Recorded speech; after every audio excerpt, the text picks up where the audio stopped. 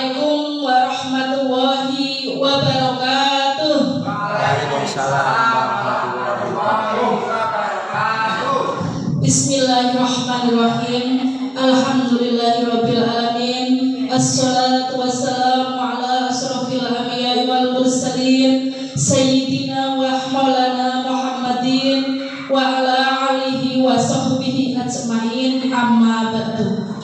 Yang terhormat Bapak Kepala Sekolah SD Negeri Banyu Putih 04, yang kami hormati Bapak Ibu Guru SD Negeri Banyu Putih 4, dan yang saya hormati staf SD Negeri Banyu Putih 4. Pertama, marilah kita panjatkan puji syukur atas kehadiran Allah Subhanahu wa Ta'ala yang telah melimpahkan rahmat, hidayah, dan inayahnya kepada kita, sehingga pada siang hari ini kita dapat berkumpul dalam acara diseminasi budaya positif.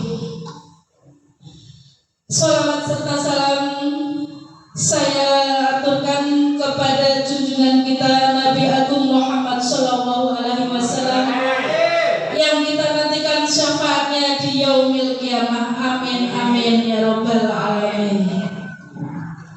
Pada kesempatan kali ini saya mengucapkan terima kasih kepada Bapak Ibu Guru, kepada Bapak Kepala Sekolah, kepada semua karyawan SD Negeri Banyu Putih 4 yang telah meluangkan waktu untuk mengikuti acara diseminasi kali ini. Pertama yaitu akan saya bacakan atau akan saya sampaikan materi pada pertemuan kali ini, yaitu tema mari belajar berkolaborasi saling mendukung demi mewujudkan budaya positif di sekolah tercinta. Konsep utama yaitu perubahan paradigma belajar, kemudian disiplin positif, kebutuhan manusia, motivasi perilaku manusia, posisi kontrol, restitusi, keyakinan kelas, serta segitiga restitusi.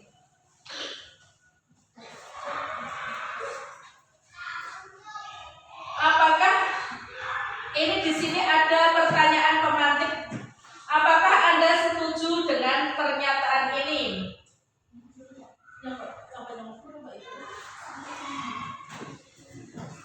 Satu, hukuman dapat mendisiplinkan anak. Di sini pertanyaan pemantik, apakah Anda setuju dengan pernyataan-pernyataan yang akan saya bacakan kali ini?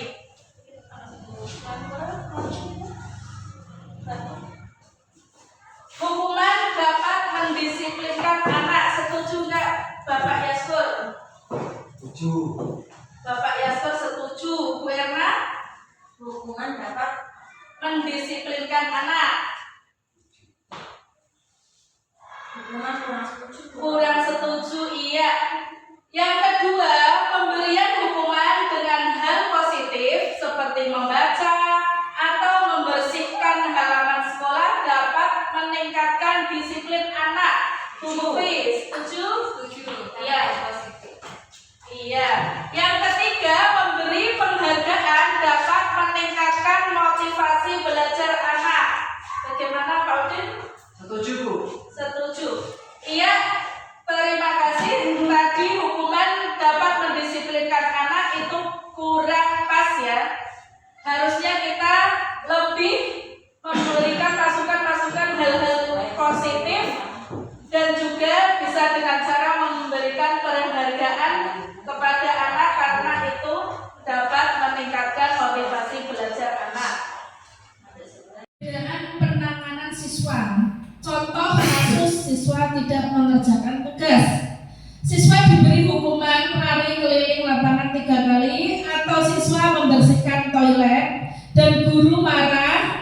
siswa menjadi ketakutan. Itu contoh hukuman.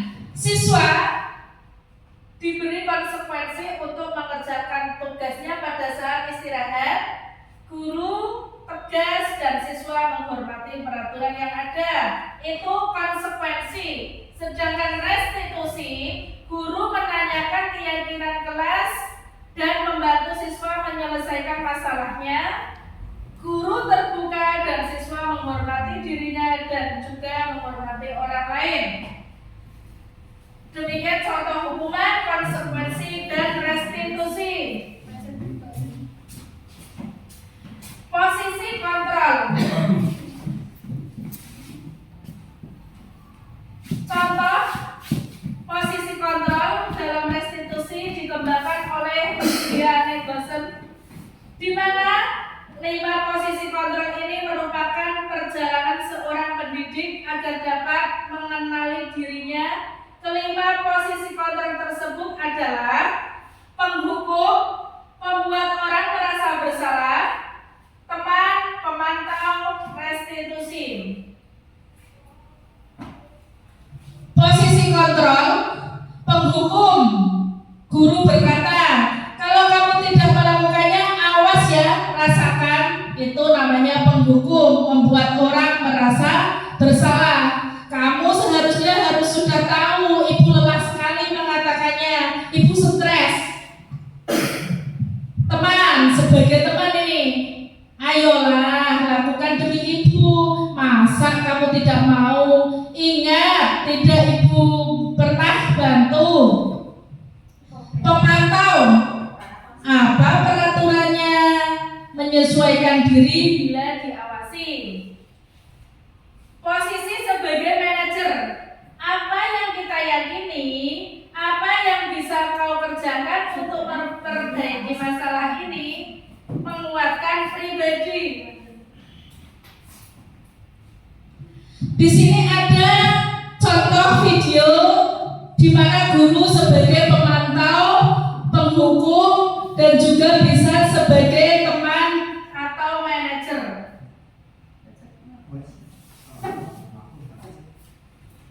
Kita bisa saksikan bersama video berikut ini ya.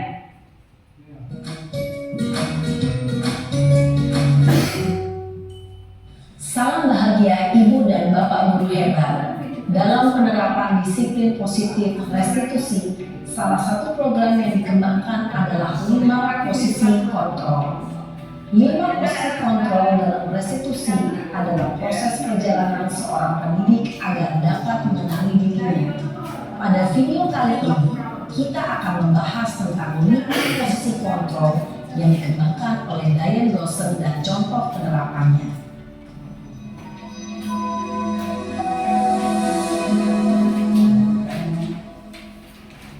Lima posisi kontrol itu adalah 1. Posisi penghukum, 2. Posisi pembuat rasa bersalah, 3.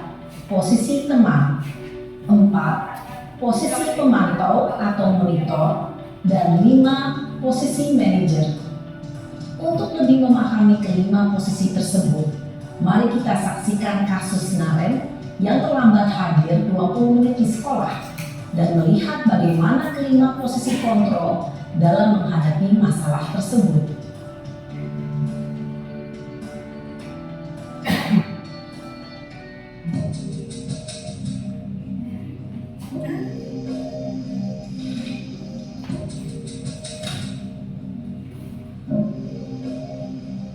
Naren, sini kamu. Selamat pagi, Bu. Selalu terlambat. Kamu deh, pasti terlambat. Maaf, Bu. Saya Apa? Apa coba? Alasan kamu apa lagi? Kapan sih kamu tidak terlambat? Malas sekali ya kamu jadi anak. saya Dasar pemalas. Gak kapok-kapok sih kamu. Sudah berapa kali terlambat? Sana, kamu keliling lapangan basket 2 kali. kenapa saya harus keliling lapangan basket, Bu? Kenapa? Kamu orang ibu. Berani-beraninya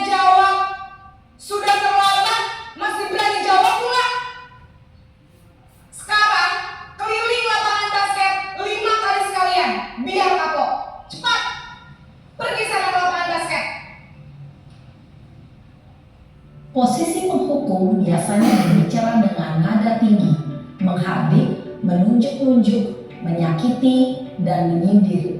Hukuman bisa berupa fisik maupun psikis. Ibu dan bapak guru hebat, dampak yang terjadi pada murid ketika guru berada pada posisi penghukum adalah murid cenderung akan memberontak, bahkan menyimpan dendam.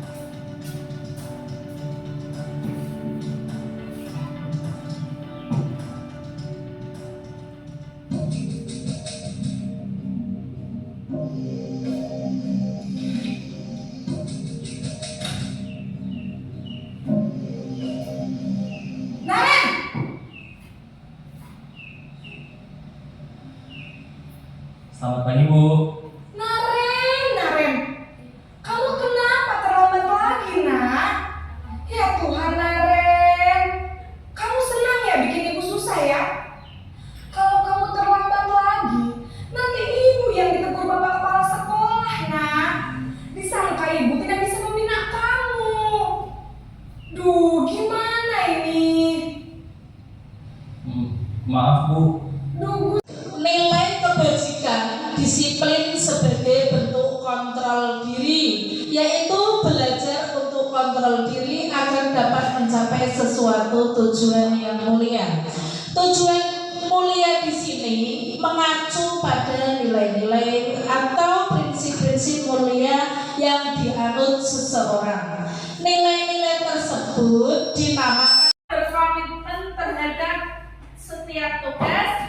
5. Senantiasa membantu. 6. Berperilaku jujur. 7. Tidak merugikan orang lain. Contoh keyakinan kelas yang sudah saya bikin di kelas 5, sudah disepakati oleh kelas 5. Peraturan dan keyakinan kelas itu ada perbedaannya. Misal, peraturan kembalikan barang ke tempatnya, itu keyakinan kelasnya berarti tanggung jawab. Dilarang mengganggu orang lain, keyakinan kelasnya menghormati orang lain.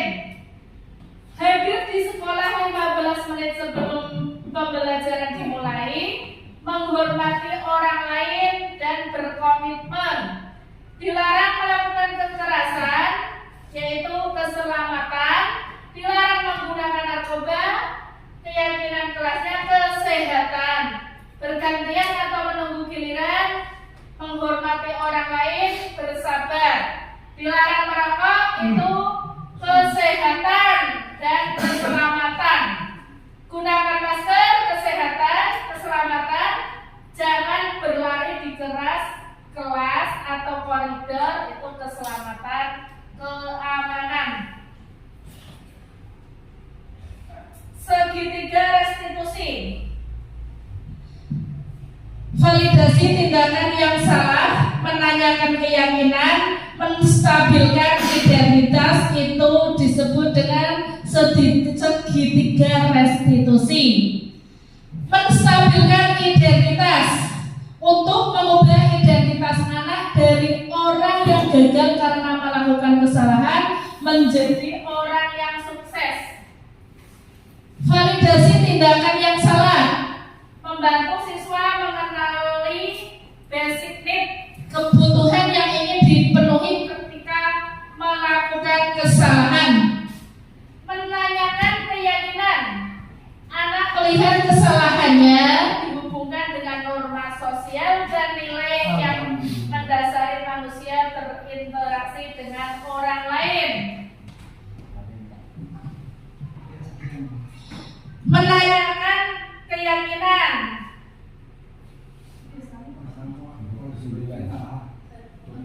Guru berkata, apa nilai yang kita percaya di kelas atau di sekolah kita? Nilai-nilai universal apa yang telah kita sepakati? Kelas yang ideal itu yang seperti apa? Kamu ingin jadi anak seperti apa? Apa yang kamu rasakan ketika melakukan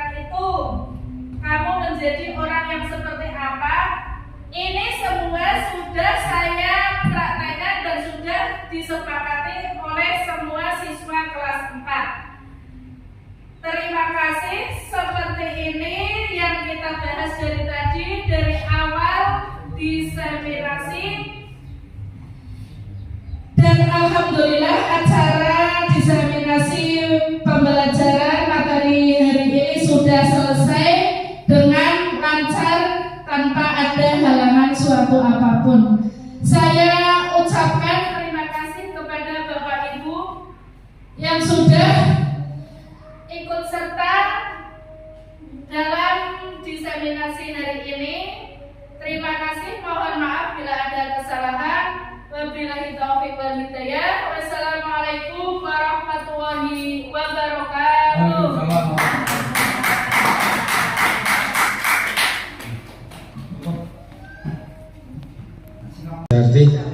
Jadi nilai positif dan negatif itu merupakan dua kutub alami. Bumi juga mempunyai kutub positif dan negatif. Manusia pun juga punya kutub positif dan negatif. Ini tidak bisa dihilangkan dari kodrat ilahiyah. Artinya apa? Memang secara teoritis empirisme pengalaman yang harus kita lakukan dalam implementasi kehidupan, baik itu yang kita menyentuh pada lingkungan yang luas, baik itu di lingkungan keluarga, masyarakat maupun lembaga pendidikan, nilai-nilai luhur yang harus kita terapkan adalah nilai positif. Tapi di situ tetap negatifnya mengintil, pasti itu pasti. Sehingga tidak bisa kita lepas, hanya bisanya meminimalisir saja. Tapi kalau 100% bisa menghilangkan, wallahu a'lam bishawab, tidak mungkin karena ini hukum alam. Tapi teoritis mengatakan bahwa kita penerapan pada peserta didik nilai-nilai luhur positifnya. Saya kira demikian Bu, nanti bisa ditambah. Terima kasih, tepuk tangan untuk Pak Yaskur. Ya.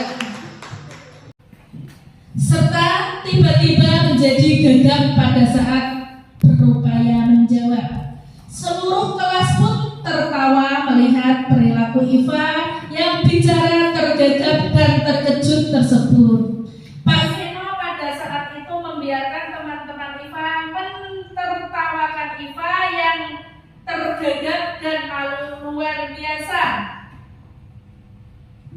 Dan malahan minta Iva untuk maju ke depan dan berdiri di depan kelas sambil menunjuk hidungnya karena tidak bisa menjawab pertanyaan Pak Seno. Kelas semakin gaduh dan anak-anak pun tertawa melihat Iva di depan kelas memegang ujung hidungnya. Di sini ada pertanyaan. Jawablah kedua pertanyaan ini. Apakah Anda setuju dengan tindakan Pak Seno terhadap Iva? Menurut Anda, tindakan Pak Seno terhadap Iva adalah hukuman atau konsekuensi? Mengapa? Mungkin Bapak atau Ibu Guru bisa mewakili untuk menjawab kedua pertanyaan tersebut. Monggo, siapa? Bapak Yaskur, terima kasih. Monggo jawabannya Pak Yaskur. Apa sudah betul apa belum tindakan yang dilakukan Pak Seno terhadap Iva? Mengapa menurut Anda tindakan Pak Seno terhadap Iva adalah hukuman atau konsekuensi? Monggo Pak Yaskur.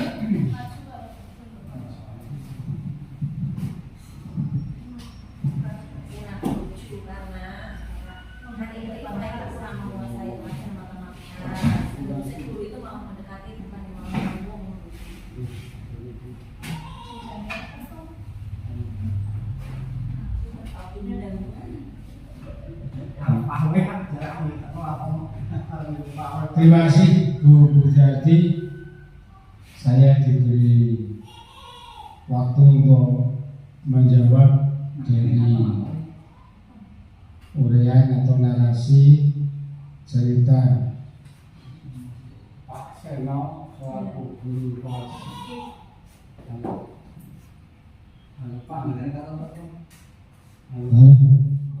Pak Seno selaku guru matematika, baik itu mungkin di SD maupun di SMP atau di SMP. Karena guru itu memang diciptakan menjadi kodrat menguasai berbagai disiplin ilmu sesuai dengan jenjangnya. Contohnya namanya ini seperti Budiati,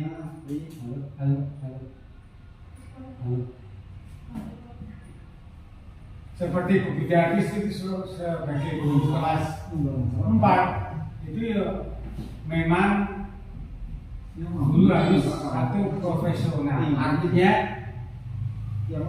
harus mau tidak mau bukan hal yang harus ditawa lagi, karena kita dituntut berhadapan dengan seorang manusia yang masih kategori anak, yang di situ ada dua dimensi, yaitu fisiologi dan psikologi. Berarti kita berhadapan dengan anak yang secara jasmaniah dan rohaniah. Berarti kita itu ya sebagai dokter, sebagai guru, sebagai orang tua, dengan waktu yang sudah ditetapkan dalam kurikulumnya. Kita dalam menghadapi anak satu hari mungkin 5 jam atau mungkin kurang 5 jam. Yang di situ berhubungan dengan berbagai materi pelajaran. Di sini contohnya Pak Seno dengan memberikan soal matematika, sementara peserta didiknya yang bernama Eva itu dengan pelajaran matematika, anak tersebut tidak konsentrasi dalam kegiatan belajar mengajar matematika, sehingga mungkin yang namanya manusia itu dia punya emosional, punya perasaan dan sebagainya. Tapi situasi itu pun guru juga mempunyai emosional yang tidak sama, murid pun juga mempunyai emosional yang tidak sama. Hal tersebut berhubungan dengan ada sifat intrinsik dari dalam fisiologi maupun psikologi anak dan guru, sehingga dari berbagai perbedaan karakter, guru pun juga mempunyai sifat yang berubah. Siswa pun juga mengalami sifat yang berubah, karena hidup itu perubahan.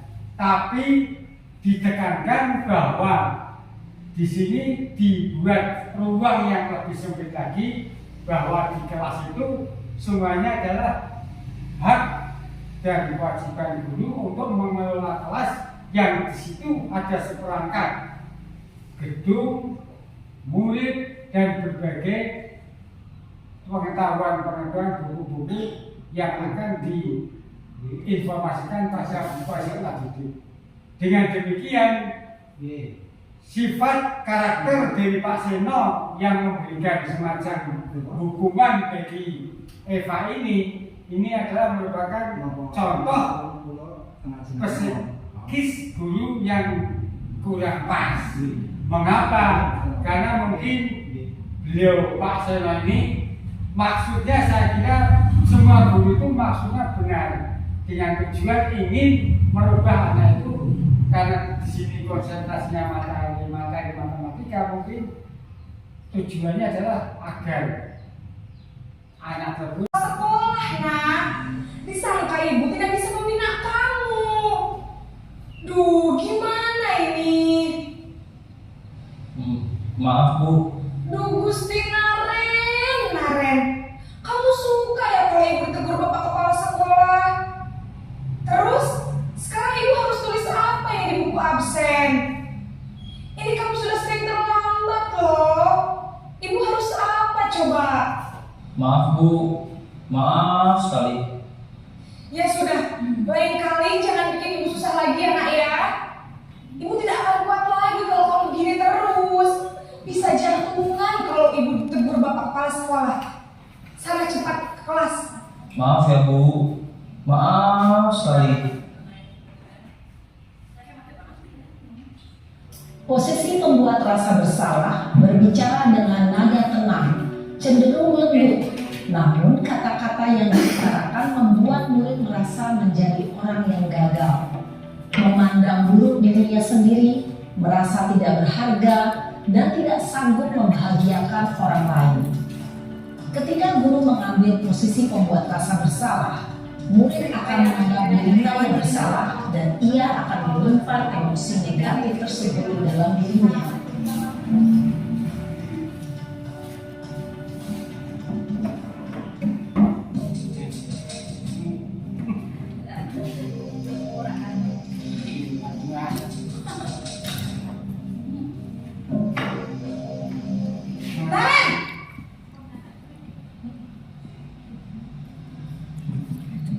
Selamat pagi, Bu. Wah, sudah jam berapa ini, Nak? Terlambat lagi ya, sayang. Iya, Bu. Habis ibu saya lupa bangunkan saya, Bu. Kamu malah menyalahkan ibu kamu. Kamu bukannya anak yang larinya paling kencang. Kok terlambat sih? Iya, Bu. Saya memang terlambat bangun tadi. Jadi, biarpun saya lari kencang, tetap gak kekejar, Bu. Ya sudah sana. Nanti lain kali larinya lebih kencang lagi ya. Biar gak terlambat lagi. Bikin seneng ibu. Demi ibu. Bisa kan? Bisa lah, Bu. Ya sudah sana masuk kelas. Ibu beresin urusan absen kamu. Kamu ini ada-ada saja. Dalam posisi teman, guru berbicara dengan nada suara ramah, akrab, cenderung bersenda gurau untuk menjaga suasana tetap santai. Murid akan merasa senang, aman, dan akrab dengan guru. Identitas yang tercipta adalah identitas sukses atau berhasil.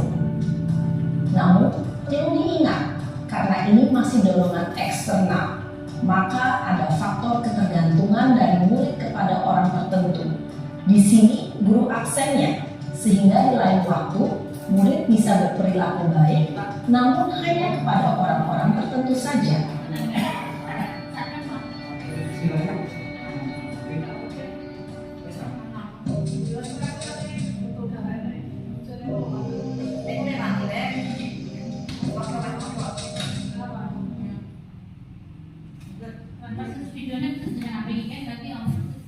Iya, itu tadi contoh 5 posisi kontrol kita sebagai seorang pendidik, bisa menjadi sebagai teman, manajer, penghukum, dan juga ada lainnya, ada 5 macam. Sekarang kita lanjutkan keyakinan kelas.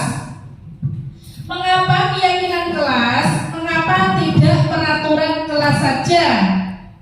Mengapa kita memiliki peraturan tentang penggunaan helm pada saat mengendarai kendaraan roda motor? Kemungkinan jawaban Anda adalah untuk keselamatan. Mengapa kita memiliki peraturan tentang penggunaan masker dan mencuci tangan setiap saat? Kemungkinan jawaban Anda adalah untuk kesehatan dan keselamatan. Untuk mendukung motivasi intrinsik kembali ke nilai-nilai keyakinan-keyakinan, lebih menggerakkan seseorang dibandingkan mengikuti serangkaian peraturan-peraturan. Nilai-nilai keselamatan atau kesehatan inilah yang kita sebut sebagai suatu keyakinan, yaitu nilai-nilai kebajikan universal yang disepakati secara tersirat dan tersurat, lepas dari latar belakang suku, negara, bahasa maupun agama.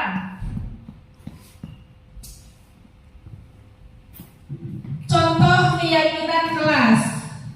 1. Selalu bersikap positif.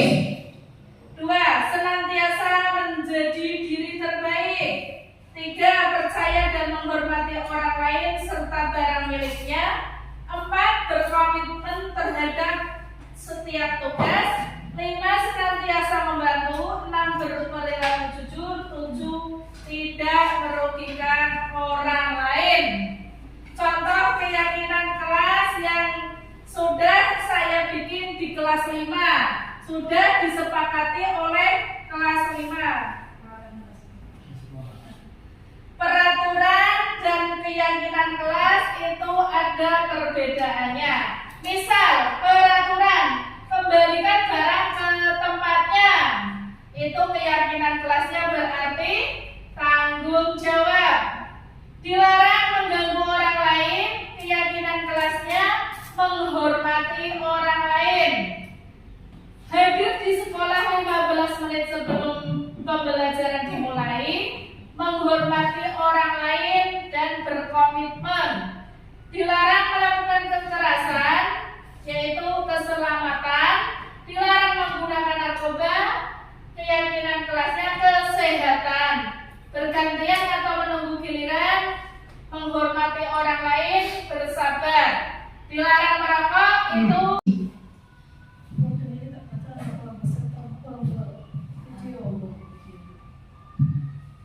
motivasi perilaku manusia. Motivasi perilaku manusia muncul karena adanya dorongan manusia dalam menggapai kebutuhan dasarnya. Motivasi perilaku manusia didasari menjadi 3 hal, yaitu untuk menghindari ketidaknyamanan atau hukuman, untuk mendapatkan imbalan atau penghargaan dari orang lain, untuk menjadi orang yang mereka inginkan dan menghargai diri sendiri dengan nilai yang mereka percaya.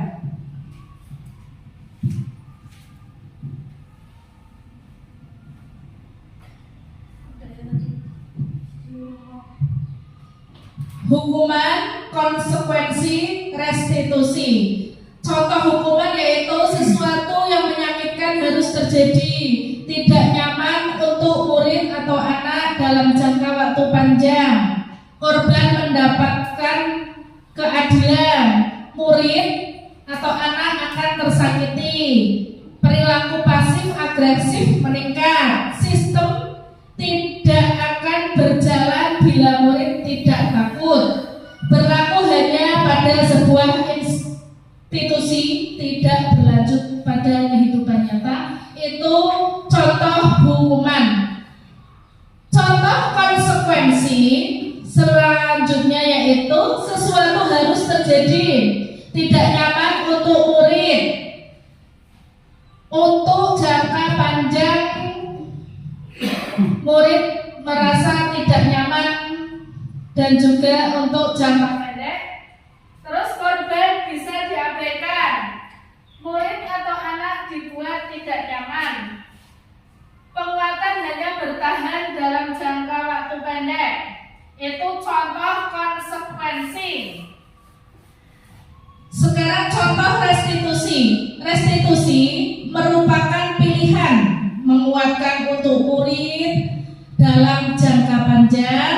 Korban mendapatkan ganti, murid atau anak mendapatkan penguatan, masalah terpecahkan, murid belajar bertanggung jawab untuk perilakunya, terus fokus pada pemecahan masalah dalam jangka waktu panjang. Itu contoh restitusi. Tindakan guru. Di sini ada contoh pertanyaan, Bapak Ibu guru bisa menjawab konsekuensi atau hukuman. Mencatat 100 kali di dalam buku kalimat saya tidak akan terlambat lagi.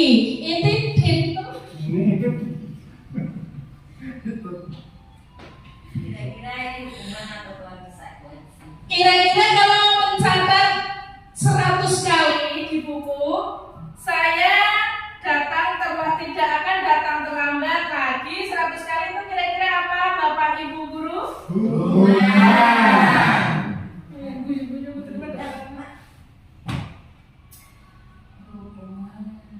Itu berarti hukuman ya Bapak Ibu? Karena itu menyakitkan atau tidak nyaman untuk siswa. Kita sebagai guru tidak boleh melakukan hal yang seperti itu. Kita bisa di sini nanti ada pilihan, selain hukuman ada konstitusi.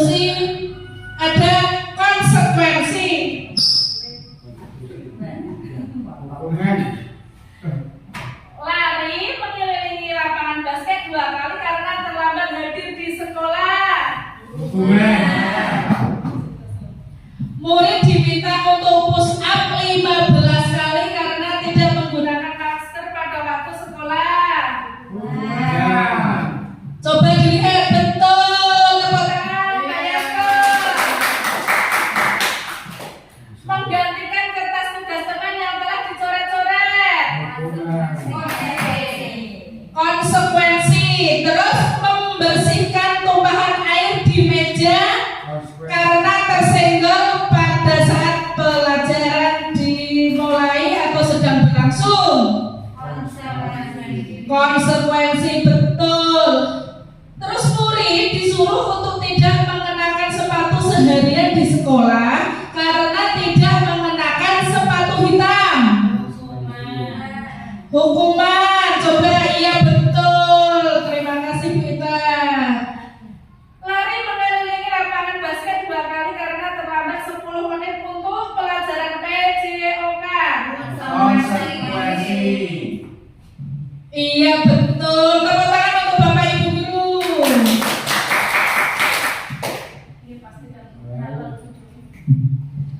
Iya lanjut. Di sini ada soal cerita ya.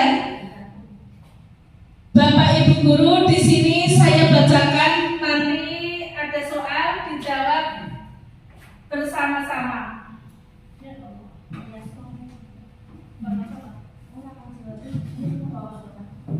Iva kurang menguasai pelajaran matematika, sehingga pada saat pelajaran tersebut berlangsung, dia lebih banyak berdiam diri dan menggambar di buku pelajarannya. Pada saat guru matematikanya, Pak Seno, menanyakan pertanyaan, Iva menjadi gugup dan tak sengaja menjatuhkan tasnya di kursi, serta tiba-tiba menjadi gagap pada saat berupaya menjawab. Seluruh kelas pun tertawa melihat perilaku Iva yang bicara tergagap dan terkejut tersebut.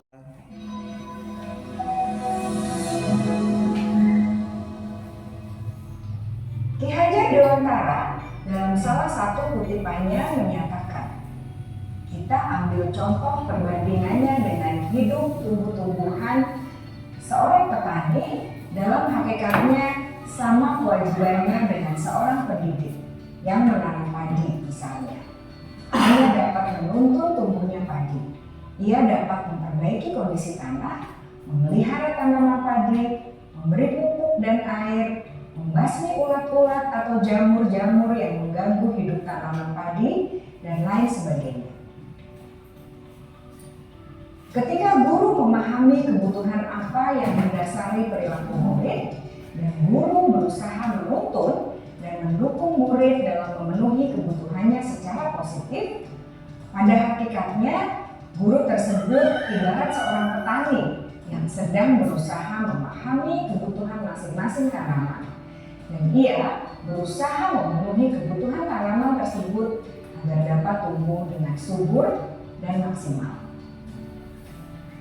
Dr. William Glasser, seorang psikiater dari Amerika Serikat, menyatakan bahwa seluruh tindakan manusia memiliki tujuan tertentu, yaitu memenuhi kebutuhan dasarnya.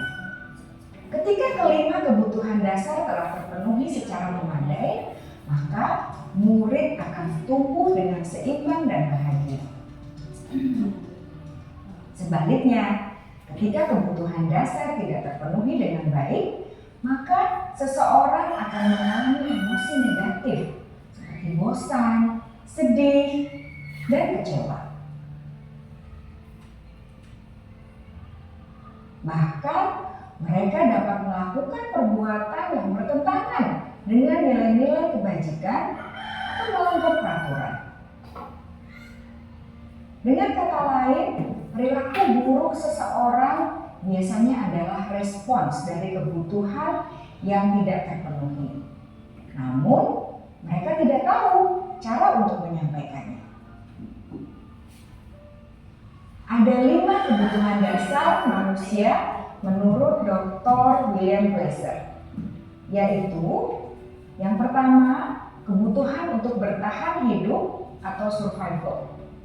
Yang kedua, kebutuhan untuk merasa diterima atau love and belonging. Yang ketiga, kebutuhan akan kebebasan atau freedom. Yang keempat, kebutuhan akan kesenangan atau fun. Dan yang kelima, kebutuhan akan penguasaan atau power. Kebutuhan dasar yang pertama adalah kebutuhan yang bersifat fisiologis untuk bertahan hidup atau survival. Misalnya, kesehatan, rumah, dan makanan.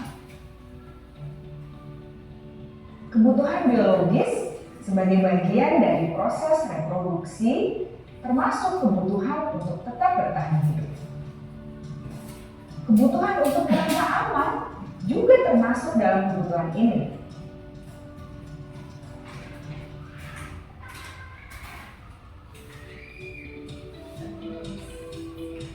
Agar murid dapat belajar dengan baik, kebutuhan mereka akan merasa aman, pangan, sandang, dan papan harus terpenuhi.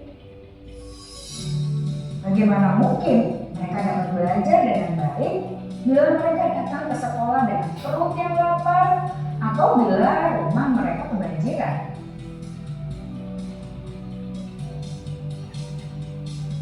Setelah kita mengetahui kebutuhan pertama yang sebagian besar bersifat fisiologis, mari kita lihat kebutuhan kedua sampai kelima yang semuanya berhubungan dengan psikologis.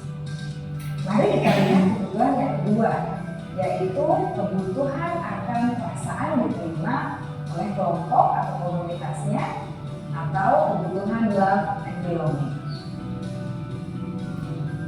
Kebutuhan ini meliputi keinginan untuk tetap terhubung dengan orang lain seperti teman, keluarga, teman kerja, dan kelompok di mana kita tergabung. Setiap murid ingin menjadi bagian yang berharga dari kelas dan juga sekolah. Mereka juga ingin diterima oleh orang lain dan kelompoknya. Bahkan, murid yang terlihat paling cuek pun jauh di dasar hatinya pasti ingin merasa diterima. Sebagai guru, seharusnya kita dapat menerima murid kita apa adanya, sesuai dengan kodratnya. Karena setiap murid adalah unik. Mereka memiliki kekuatannya masing-masing, sehingga guru seharusnya bisa menciptakan kesempatan untuk murid berkolaborasi dan memiliki ikatan emosi satu sama lain. Murid-murid yang memiliki kebutuhan yang besar untuk merasa diterima, biasanya mereka belajar karena suka pada gurunya, dan mereka juga suka bekerja dalam kelompok. Kebutuhan yang ketiga adalah kebutuhan akan kebebasan atau kebutuhan membuat pilihan. Murid harus diberi kesempatan untuk membuat pilihan dan bertanggung jawab atas pilihan yang mereka telah ambil. Memberi mereka kebebasan bukan berarti membiarkan mereka melakukan apa saja yang mereka mau, melainkan lebih memberi mereka kesempatan untuk membuat pilihan, menyuarakan pendapat mereka dengan percaya diri, dan memberi dalam kurikulumnya. Kita dalam menghadapi anak satu hari mungkin 5 jam atau mungkin kurang 5 jam. Yang di situ berhubungan dengan berbagai materi pelajaran. Di sini contohnya Pak Seno dengan memberikan soal matematika, sementara peserta didiknya yang bernama Eva itu dengan pelajaran matematika, anak tersebut tidak konsentrasi dalam kegiatan belajar mengajar matematika. Sehingga mungkin yang namanya manusia itu dia punya emosional, punya perasaan dan sebagainya. Tapi situasi itu pun guru juga mempunyai emosional yang tidak sama, murid pun juga mempunyai emosional yang tidak sama. Hal tersebut berhubungan dengan ada sifat intrinsik dari dalam fisiologi maupun psikologi anak dan guru, sehingga dari berbagai perbedaan karakter, guru pun juga mempunyai sifat yang berubah. Siswa pun juga mengalami sifat yang berubah karena hidup itu perubahan. Tapi ditekankan bahwa di sini dibuat ruang yang lebih sempit lagi, bahwa di kelas itu semuanya adalah hak dan kewajiban guru untuk mengelola kelas yang di situ ada seperangkat gedung, murid, dan berbagai pengetahuan buku-buku yang akan diinformasikan pada peserta didik.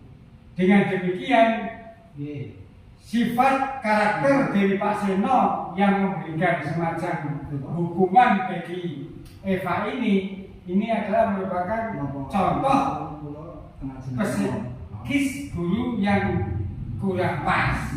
Mengapa? Karena mungkin beliau Pak Seno ini maksudnya, saya kira semua guru itu maksudnya benar, dengan tujuan ingin merubah anak itu, karena di sini konsentrasinya materi matematika, mungkin tujuannya adalah agar anak tersebut bisa mengerjakan matematika dengan konsentrasi, dengan hasil yang baik.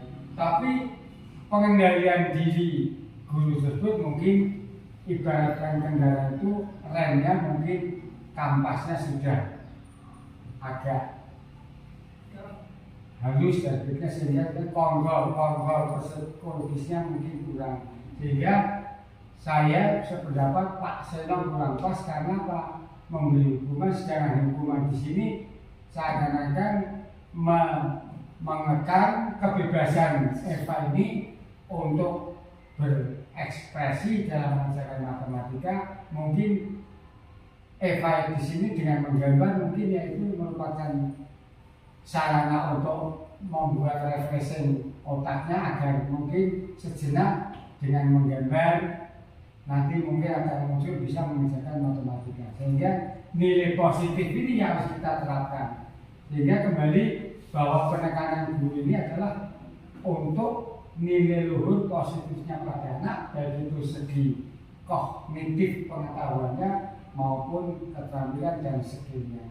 Sehingga Pak Seno kurang pas karena membuat satu dengan hukuman ini Eva akan malu di luar kelas, karena mungkin masing-masing teman sahabat dalam kelas itu mentertawakan, sehingga mungkin divonis oleh teman-temannya berarti Eva itu anak yang tidak patuh kepada guru dan sebagainya. Ini karena hukuman. Tapi intinya baik hukuman maupun konsekuensi maupun restitusi ini semuanya adalah tujuannya ingin merubah anak ke arah yang lebih baik. Itu saja, sehingga nanti bisa kita kembangkan bersama. Terima kasih, tepuk tangan untuk Bapak Yaskur yang sudah menjelaskan dan menjawab 2 pertanyaan beserta alasannya. Terima kasih, kita lanjut kembali. Dihukum oleh penghargaan.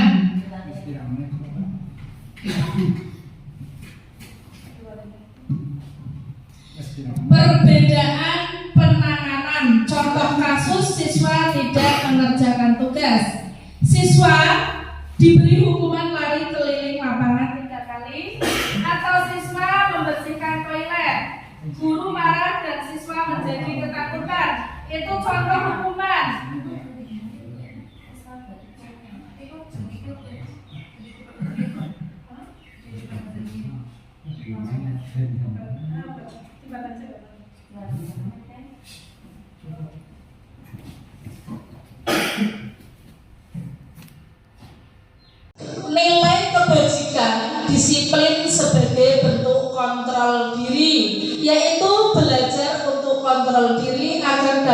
mencapai sesuatu tujuan yang mulia. Tujuan mulia di sini mengacu pada nilai-nilai atau prinsip-prinsip mulia yang dianut seseorang. Nilai-nilai tersebut dinamakan pembelajaran dengan paradigma baru. Pembelajaran dengan paradigma baru dirancang berdasarkan prinsip pembelajaran yang terdiferensiasi sehingga setiap siswa belajar sesuai dengan kebutuhan dari tahap perkembangannya untuk mewujudkan profil pelajar Pancasila.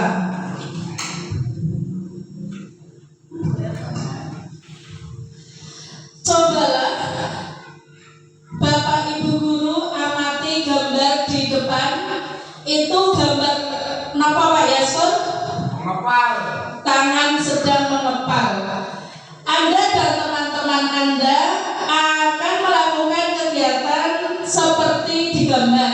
Cobalah buka. Anda adalah A. Tugas Anda adalah mengepalkan salah satu tangan Anda. Coba Anda bayangkan bahwa Anda menyimpan sesuatu yang sangat berharga di dalam kepalan tangan Anda. Anda perlu menjaga benda tersebut sekuat tenaga. Anda karena begitu pentingnya, Anda karena pentingnya pada kehidupan Anda, tugas rekan Anda yang B ya, rekan Anda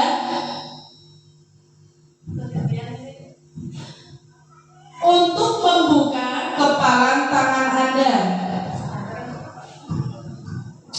Teman Anda B boleh membujuk, menghardik, mengintimidasi, memarahi, menggoda, menggelitik, bahkan menawari Anda uang agar Anda bersedia membuka kepalan tangan Anda. Cobalah lakukan buka di atas dengan B secara bergantian. Masing-masing A dan B memiliki waktu 30 detik saja. Sesudah itu diskusikan kegiatan ini dan coba jawab pertanyaan-pertanyaan di bawah ini secara mandiri dan diskusikan kembali dengan rekan Anda. Bandingkan jawaban Anda apakah berbeda atau sama, bila mana berbeda kira-kira mengapa. Dan pertanyaannya saya bacakan ya. Apakah Anda, ini yang dimaksud Anda yang B, membuka kepalan tangan Anda? Mengapa? Apa alasan Anda? Atau B, membuka kepalan tangan Anda? Jadi nanti kalau teman sebelah Bapak Ibu membuka tangan itu alasannya apa? Yang kedua, apakah Anda atau B menutup kepala tangan Anda? Mengapa alasan Anda tetap menutup kepala tangan? Berarti ini yang ditanyakan yang masih bersikukuh tidak membuka kepala tangan meskipun dikasih uang dan lain-lainnya. Dalam kegiatan ini sesungguhnya siapa yang memegang kendali atau kontrol untuk membuka atau menutup kepalan tangan? Coba Bu Mai bergabungan sama Bu Mufi, terus Bapaknya sama Pak Yasur. Siapa yang membujuk terlebih dahulu akhirnya berhasil atau tidak membuka kepalan yang ada di dalam tangan? Misal kalau berhasil membujuk berarti tangannya berhasil untuk dibuka. Misal ada yang bersikukuh berarti masing-masing orang itu berbeda ya. Bujuk rayuannya manjur apa enggak gitu.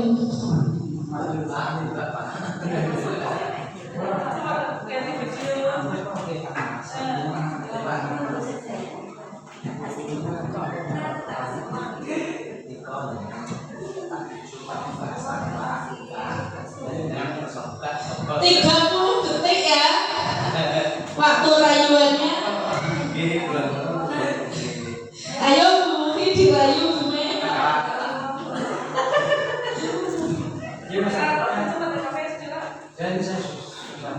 Ya. Sudah ya? Ayo Habis 30 detik. Pertanyaan pertama, apakah ada yang berhasil membuka kepalan tangan? Ada, saya. Ada. Coba Pak Din alasannya kenapa bisa teman yang B itu membuka kepalanya, bagaimana cara meraihnya? Yang pertama, saya pastikan bahwa ini tidak berbahaya ya. Artinya apabila tadi yang mengepal itu adalah Bu Erna, saya pastikan bahwa jenengan membuka tangan tidak ada masalah. Dan saya kasih rewardnya apa? Itu nanti setelah kami pulang sekolah, saya akan memberikan makan siang. Oh, berarti terpengaruh ya? Iya, Berhasil gitu ya? berhasil. Karena saya Coba yang tidak berhasil membuka kepalan siapa? Bu Mai tidak berhasil. Bagaimana Bu Mufi cara meraihnya tadi? Iya, terima kasih. Tadi saya sudah merayu Bu Mai untuk membuka kepala tangan, tapi Bu Mai masih tetap kekeh buat mengepal. Saya sudah membujuk Bu Mai, saya tak kasih uang kalau misal kepalanya dibuka, tapi Bu Mai tetap bersikap kuku untuk mengepal tangannya. Belum berhasil ya? Iya, belum berhasil. Tepuk tangan untuk Bu Mufi. Dan sekarang siapa lagi? Pak Yasir apa Pak Bani? Saya berhasil. Berhasil. Yang saya tanyakan dulu, Bu Mai dulu, kenapa masih kukuh ya dalam pendirian? Iya, terima kasih Bu Hati. Tadi saya dibujuk-bujuk sama Bu Mufi, bahkan diiming-imingi uang dan jajan, tapi saya tetap bersikeras karena saya punya pendirian yang teguh dan saya tidak mudah terpengaruh oleh bujuk ayu siapapun kecuali keinginan saya pribadi. Itu, terima kasih. Tepuk tangan untuk Bu Mai. Untuk yang ketiga, Pak Bani berhasil ya? Berhasil dengan alasan, dengan cara gimana? Apa yang berani bermata-mata ya? Oke, terima kasih Bu Ati. Tadi saya berhasil merayu dan membujuk Pak Yaskor ya. Pak Yaskor saya rayu, alhamdulillah mau, karena rayuan saya itu mau sekali. Pak Yaskor, kalau Pak Yaskor tidak mau membuka tangan, nanti tugasnya tidak akan saya bantu seperti itu. Jadi mau langsung. Kalau diacak ya Pak ya? Iya. Terima kasih. Iya. Terima kasih Bapak Ibu. Dalam hal ini, apa dan siapa yang memegang kendali atau kontrol itu, yaitu diri kita sendiri.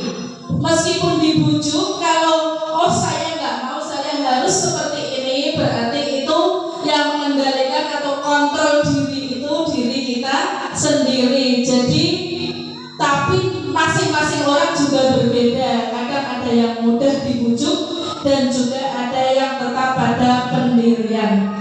Terima kasih. Untuk soal 1 sampai 3 udah dibuka, udah dijawab dengan maksimal. Terima kasih. Teori kontrol, Dr. William Glasser. Ilusi guru mengontrol murid, ilusi bahwa semua penguatan positif, efektif dan bermanfaat, ilusi bahwa kritik dan membuat orang merasa bersalah dapat menguatkan karakter, ilusi bahwa orang dewasa memiliki hak untuk memaksa. Disiplin positif.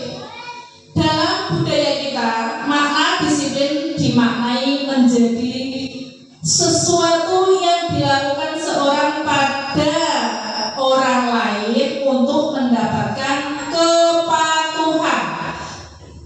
Kita cenderung menghubungkan kata disiplin dengan ketidaknyamanan. Sebagai pendidik, tujuan kita adalah mewujudkan murid yang mempunyai disiplin mandiri, sehingga mereka bisa berperilaku dengan mengacu pada nilai-nilai kebajikan universal dan memiliki motivasi intrinsik bukan prinsip. Disiplin positif merupakan salah satu cara untuk penerapan disiplin yang bertujuan untuk menumbuhkan kesadaran serta memberdayakan anak untuk melakukan sesuatu tanpa sogokan, ancaman, ataupun hukuman. Contoh kegiatan positif misal di kelas 6 nopo Bapak Yasur.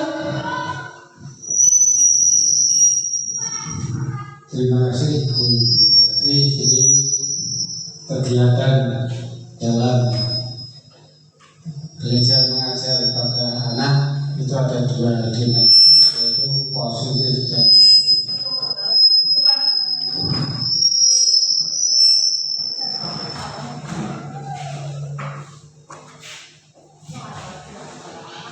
sudah barang tentu yang diterapkan pada guru adalah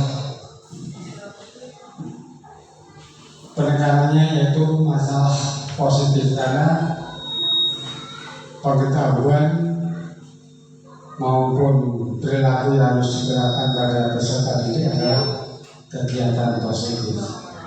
Contohnya namanya dalam kita sebelum kegiatan KPM harus berbaris di depan kelas tentunya. Ini artinya bahwa gereja itu merubah perubahan dari nilai-nilai yang itu dianggap secara universal.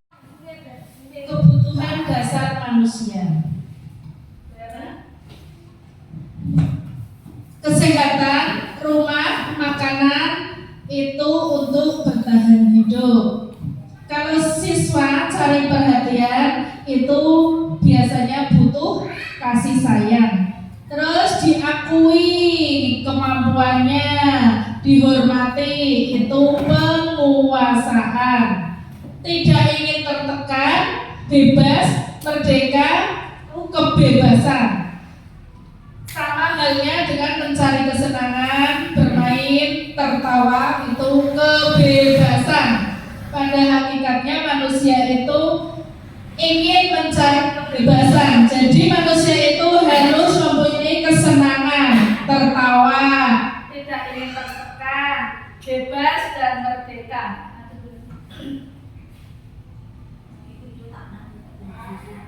Mengidentifikasi kebutuhan dasar manusia. Ya, di sini ada video yaitu contoh 5 kebutuhan dasar manusia. Kita bisa melihat bersama di sini, nanti ada pembelajaran.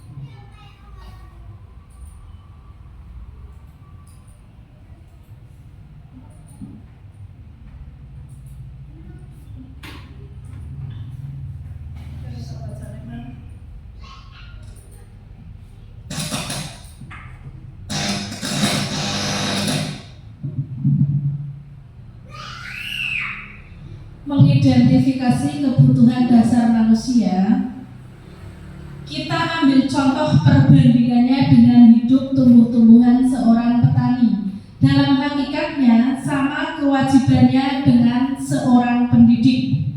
Yang menanam padi misalnya hanya dapat menuntun tumbuhnya padi. Ia dapat dapat memperbaiki kondisi tanah, memelihara tanaman padi, memberi bubuk, pupuk, dan air, membasmi ulat-ulat atau jamur-jamur yang mengganggu hidup tanaman padi, dan lain sebagainya. Seperti ini bisa diibaratkan dengan seorang pendidik. Jadi kita sebagai seorang pendidik itu akan memupuk apa yang sudah ada di dalam masing-masing siswa. Jadi ibarat kertas itu sudah lama-lama kita tinggal menebalkannya. Misal anak pandai bernyanyi, anak pandai menari, anak pandai menghafal atau apapun, itu sudah ada tertanam pada diri siswa. Kita tinggal memupuk dan menyuburkannya apa yang sudah ada tertanam pada siswa.